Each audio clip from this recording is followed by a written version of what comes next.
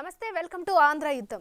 ప్రస్తుతం రాష్ట్ర వ్యాప్తంగా కొనసాగుతున్న పీసీసీ ప్రెసిడెంట్ వైఎస్ షర్మిల యాత్రకు మంచి స్పందన లభిస్తుండడం కాంగ్రెస్ వర్గాల్లో జోష్ నింపుతోంది.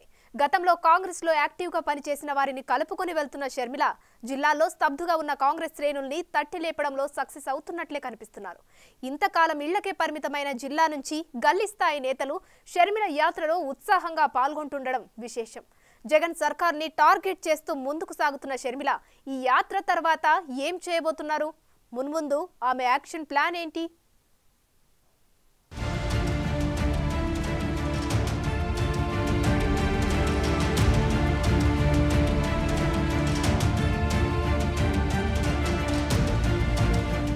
రాష్ట్ర విభజనతో కకావికలమైన కాంగ్రెస్ శ్రేణుల్లో పీసీసీ అధ్యక్షులు షర్మిల జిల్లా పర్యటనలతో కొత్త ఉత్సాహం కనిపిస్తోంది.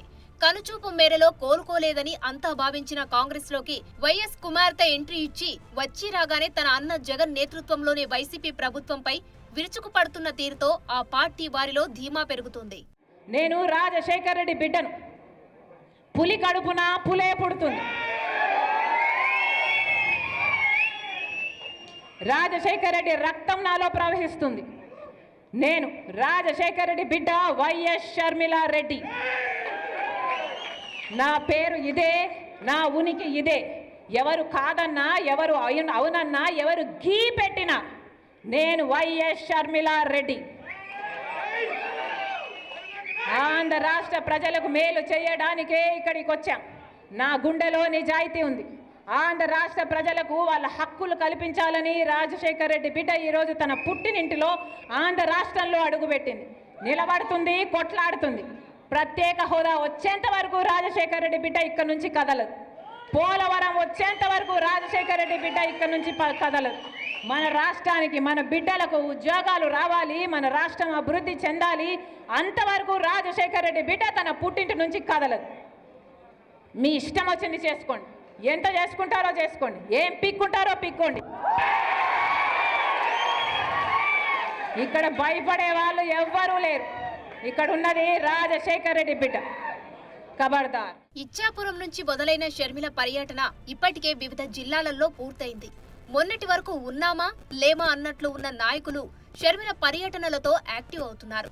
జిల్లా పార్టీ బాధ్యతలను భుజానికెత్తుకొని నాయకులు, కార్యకర్తలు తరలింపులో తన వంతు పాత్ర పోషిస్తున్నారు.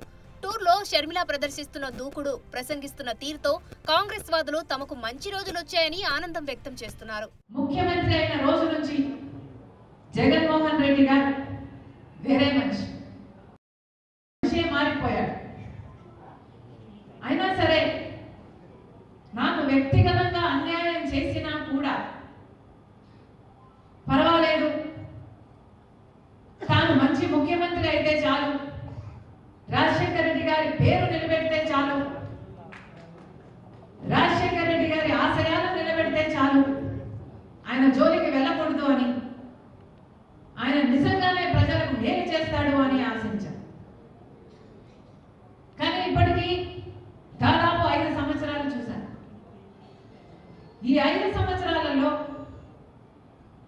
జగన్మోహన్ రెడ్డి గారు, ఆయన పార్టీ, గెలిచిన ఎమ్మెల్యేలు, గెలిచిన ఎంపీలు మొత్తం అందరూ బీజేపీకి పార్టీకి బానిసలుగా మారారు. ఈ జిల్లాల పర్యటనలు ముగిశాక విజయవాడ కేంద్రంగా షర్మిల రానున్న ఎన్నికలపై దృష్టి పెట్టనున్నారు. పార్టీ అభ్యర్థుల ఎంపిక కసరత్తుకి ఆమె విజయవాడ నగరంలో మకాం వేయనున్నారు. విజయవాడలో ఆమె బస చేసేందుకు కాంగ్రెస్ పార్టీ నేతలు ఇండిపెండెంట్ హౌస్ రెడీ చేస్తున్నారు.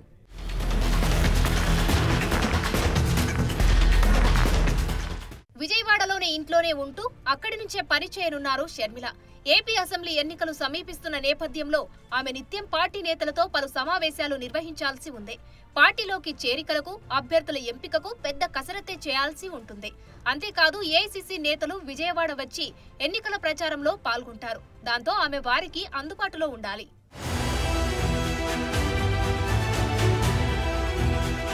అందుకే షర్మిల దీంతో అతి త్వరలోనే విజయవాడకు మకాం మార్చనున్నారు. పార్టీ వదిలి వెళ్లిన వారిని తిరిగి పార్టీలోకి రప్పించడం, పార్టీ ఓటు బ్యాంకును మళ్లీ పార్టీ వైపు మళ్లేలా చేయడం వంటి గురుతర బాధ్యతలు ఆమెపై ఉన్నాయి. ఈ లెక్కలతోనే కాంగ్రెస్ హైకమాండ్ వైఎస్ కుమార్తెకు కీలక బాధ్యతలు కట్టబెట్టింది.